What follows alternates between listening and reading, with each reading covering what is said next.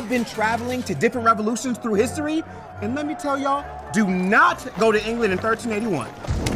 Well, looks like you caught me just in time to visit the next revolution on my list, the American Revolution. History books tend to present this war as a battle between redcoats and patriots. There were other nations involved. I'm about to dive into the often untold story of the Haudenosaunee and the complexities of military alliances, diplomacy, and survival during the Revolution. There's a really cool place not far from my hometown called Fort Niagara. Come on, let's go. Whoa. It's the 1770s. The air smells like wood smoke, gunpowder, and not enough deodorant. The American colonies are buzzing with talks of freedom, rebellion, and how tight your breeches have to be before you officially lose circulation. Tensions with Britain have boiled over. Taxes, restrictions, and a king across the ocean calling all the shots. The colonists finally say, nah, and in 1776, they declare independence. Suddenly, you've got patriots fighting for a new nation, loyalists sticking with the crown, and entire families split down the middle. Neighbors, cousins, and even brothers are on opposite sides. Whew. Let's get into it. Well, you look ready for a fight, but there is no fighting here. Wait, no battle? Then what makes Fort Niagara so important? It controls trade and supplies the British Army via the Great Lakes. We also launch raids on the New York and Pennsylvania frontier. So all the fighting happened out there? Wait a sec. There was plenty of action right here. Just not the kind you're picturing. Jordan, my guy. Jordan here is a history-verse traveler just like me. Jordan, please enlighten us to what else was going on here at the fort. For the Haudenosaunee people, Fort Niagara was something more than a supply post. Families came here when their homes were burned. Refugees gathered outside these very walls, and survival sometimes meant making impossible choices. I feel like that's a story we don't hear very often. Well, take a walk with me and let me tell you more. Or we could try this new gadget, Historyverse 2.0, baby, the Fast Pass. Let's try it out. Cool, I'm in. Confidence level, medium low. You ready? Absolutely not. Here we go. Bam! Whoa. That was like the world's worst Uber ride. Definitely not enough legroom. Where was I? Yes. When people think of the American Revolution, they imagine famous battles between the British and the Americans. But for the Haudenosaunee, it was different. This war came straight to our front door, right to our own territories, to our homelands. It forced us to divide, to choose what felt like the lesser of two evils. Back in 1763, the Crown recognized indigenous land rights, saying colonists couldn't expand past the Appalachian Mountains.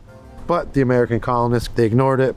For us, siding with the British looked like the best chance to really defend in our homeland. Even so, the Haudenosaunee Confederacy split in 1777. The Oneida, the Tuscarora side with the Americans. The Mohawk, the Onondaga, the Cayuga, and the Seneca side with the British. So you have blood relatives fighting each other on opposite sides of this conflict. Many families who lost everything, villages, crops, they found shelter here at Fort Niagara. But the fort wasn't only a refuge, it was also a military hub. And from here, John Butler, a loyalist from the Mohawk Valley, organized a regiment called the Butler's Rangers. These were men loyal to the Crown, and they were also men from our native nations that carried out raids across New York and Pennsylvania. And those raids eventually pushed George Washington to respond. Yes, Washington was forced to dispatch 1/3 of his army to the frontier.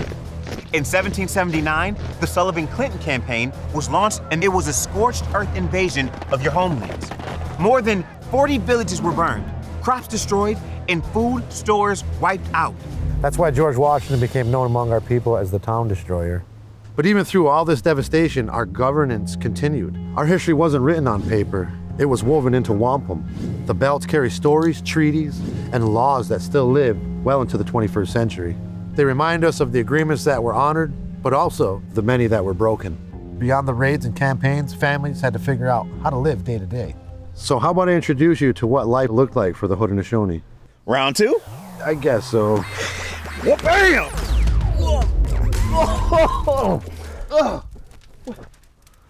My mouth tastes like gym socks and goo goo clusters. You taste that? Is that what the flavor of the day is?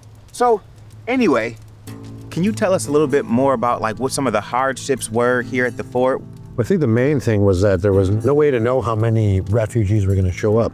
They really didn't have enough food or supplies to distribute to everybody. The native population were not really allowed on the inside of the fort walls.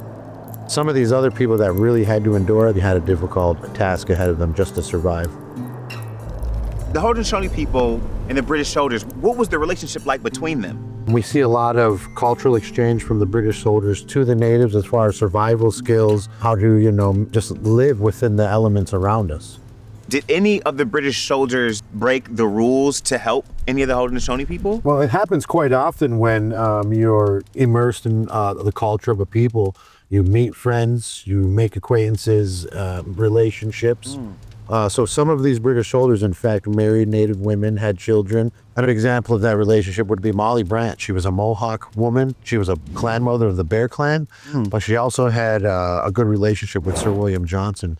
And through that relationship, they were very, very powerful politically and had a lot of influence. While no battle was fought here during the American Revolution, what happened inside and around these walls shaped entire nations.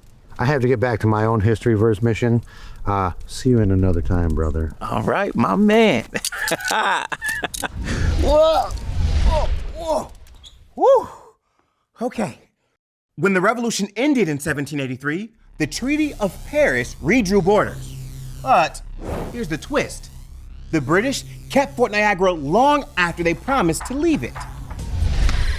Whoa, Jordan, my guy. The wardrobe change? Pretty slick. Yes, sir. So, for our people, this place carries two legacies: loss and survival. Refuge for families burned out of their homes and villages, but also a reminder of broken promises and forced migrations. By clinging to Fort Niagara after the war, the British kept Haudenosaunee families in limbo. See, they were caught between two new powers, the young United States and a British Empire that refused to move. The new U.S. government pushed many of our people onto reservations, breaking earlier agreements and completely ignoring the Royal Proclamation. What had been a vast, connected homeland was suddenly cut into pieces controlled by other governments.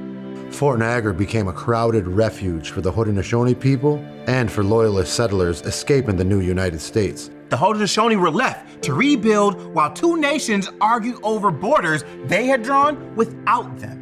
Exactly. And there, Fort Niagara still stands, watching as flags changed and treaties came and went, while our people held fast to our language, our laws, and our traditions. You know, I couldn't have done this mission without you, Jordan. Thanks for stopping by and joining me, my friend. What can I say? Right place, right century. It's always a pleasure, and I'll catch you in another time. My brother. During the American Revolution, the Haudenosaunee stood at a crossroads not of their making. The fort still holds their voices. This history shows us that identity and resilience can't be erased, and that each generation decides what the future will become. And that includes you. Now, a wise man once said, remember, history surrounds you and includes you. So go ahead and make history. Maybe someday I'll be telling your story right here on Compact History.